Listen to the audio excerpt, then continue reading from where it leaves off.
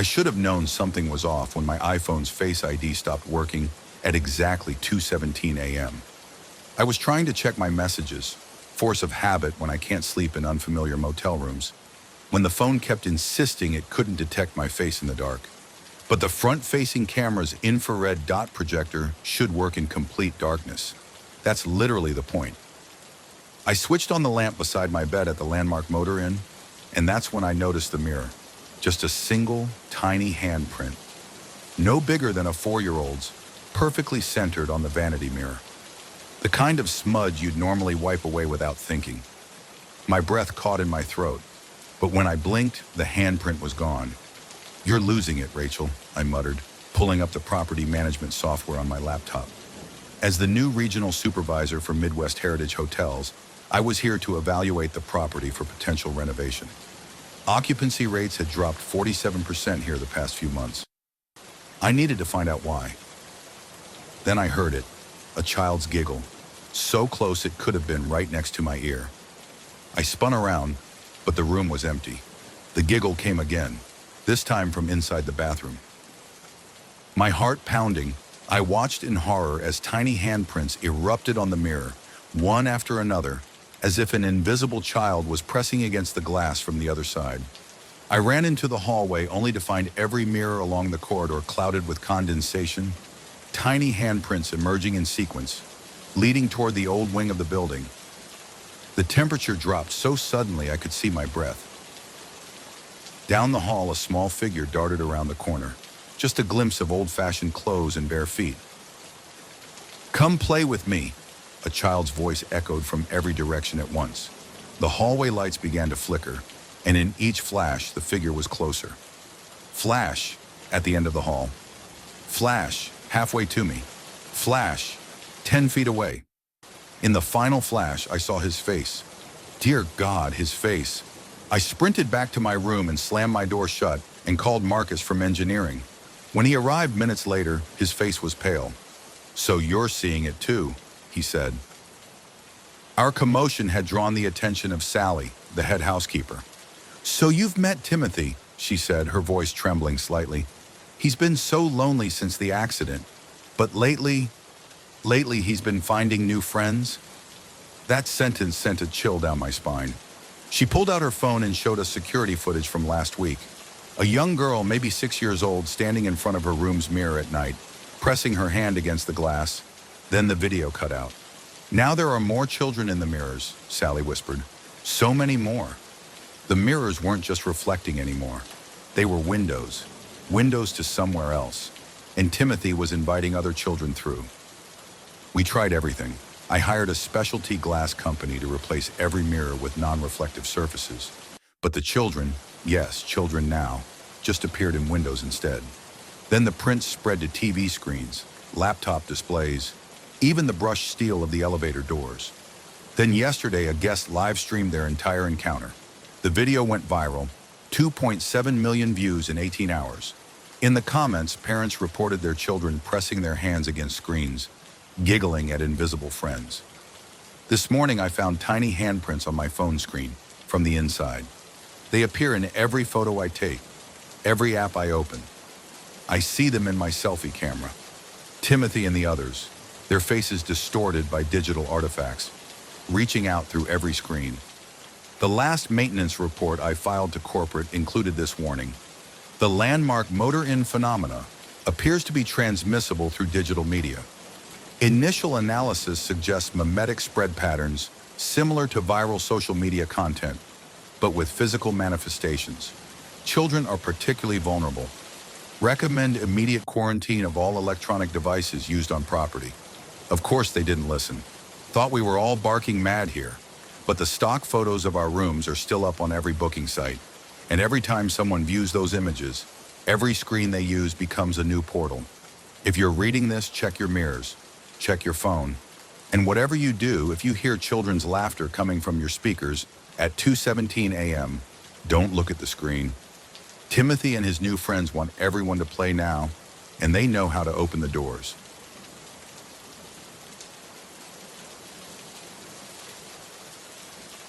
I never believed in the paranormal, not until Oregon.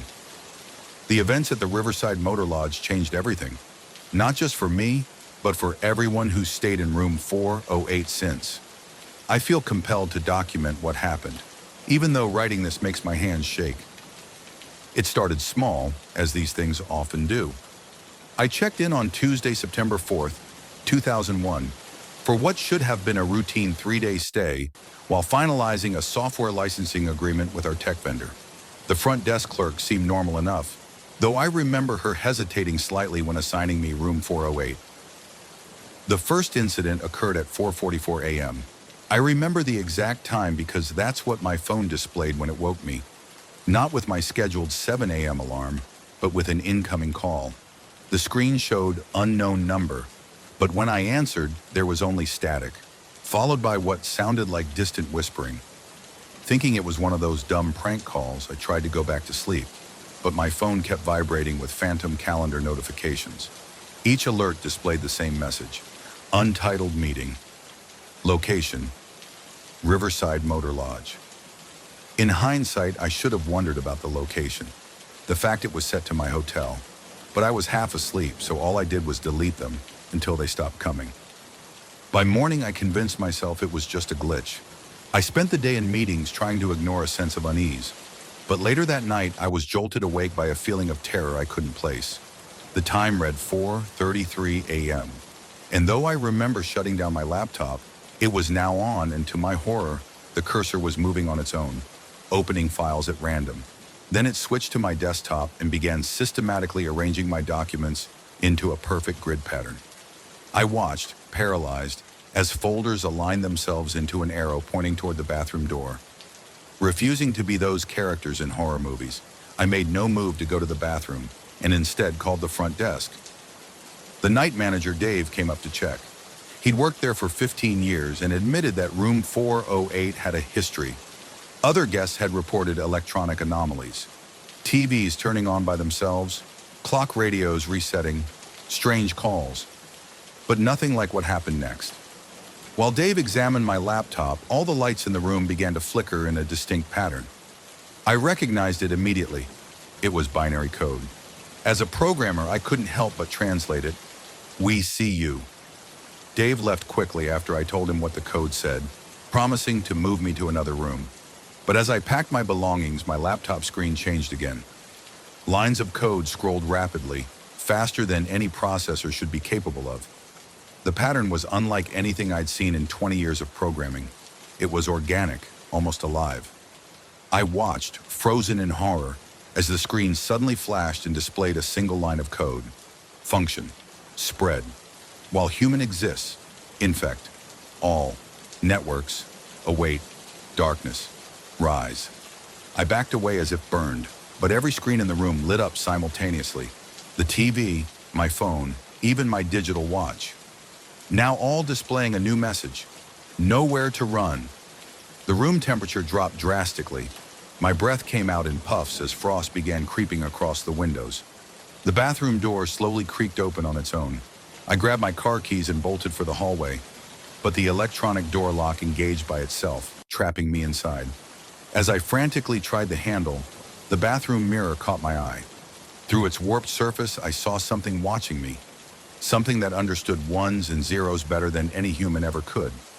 In a surreal moment, I realized it was exactly 4:44 a.m., and at that moment, all the electronics in the room died simultaneously, plunging me into total darkness. I managed to break out of the room then, but it was too late.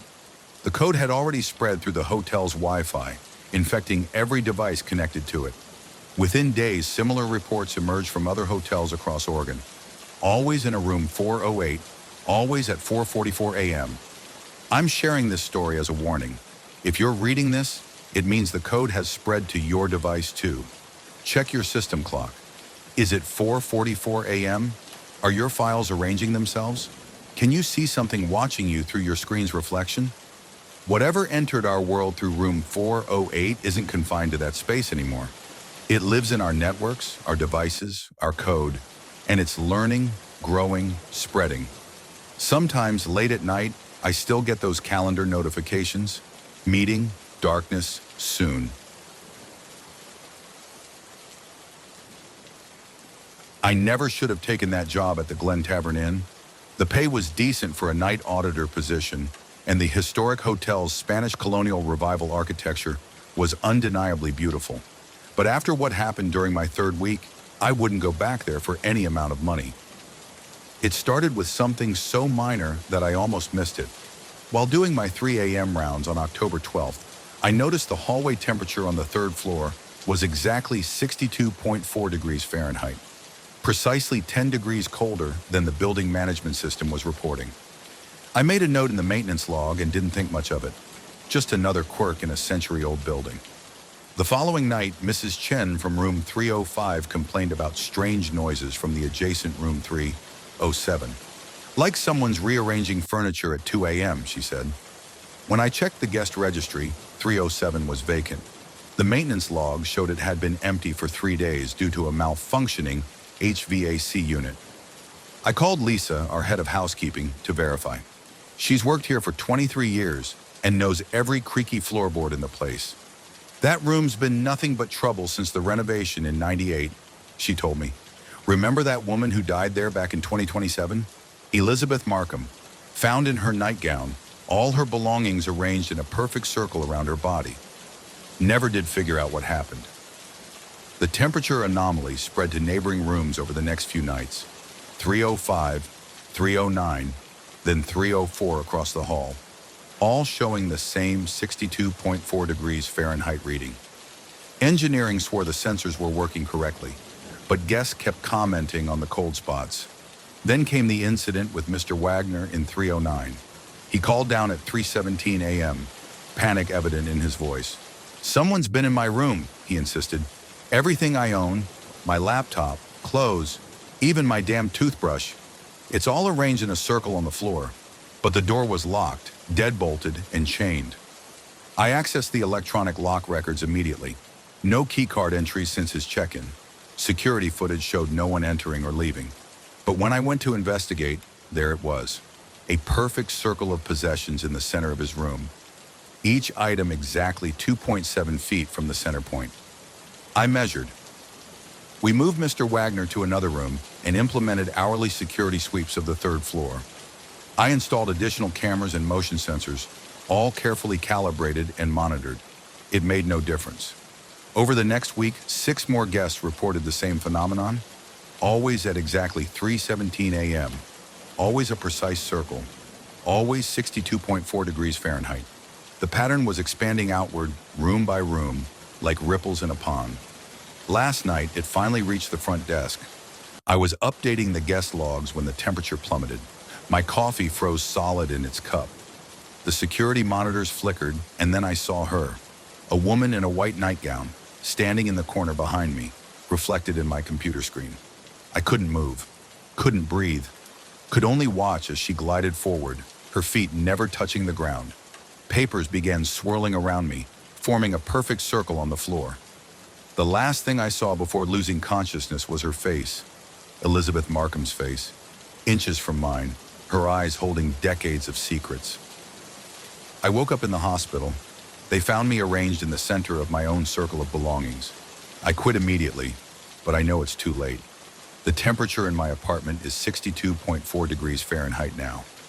It's 3:16 a.m. as I write this, and I can hear something moving in the corner of my room. My phone, keys, and wallet are starting to slide across the floor. If you're reading this, stay away from the Glen Tavern Inn. And if you wake up to find your belongings arranged in a circle, don't look in the corners of the room. She'll be waiting there in her white nightgown, ready to add you to her collection.